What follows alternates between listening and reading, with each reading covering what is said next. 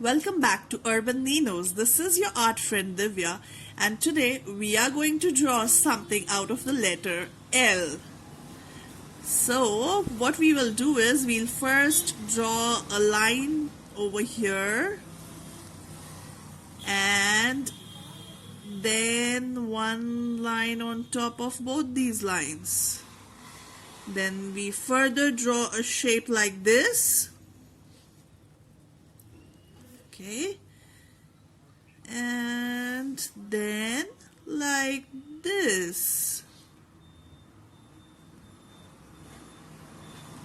You can make two lines over here, or you can make some designs like a star or circles, whatever you like over there.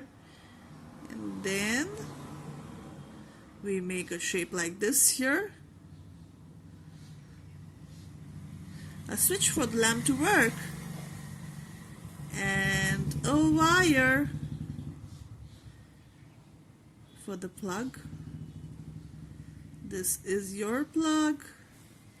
So our lamp is ready. L is for lamp. L-A-M-P.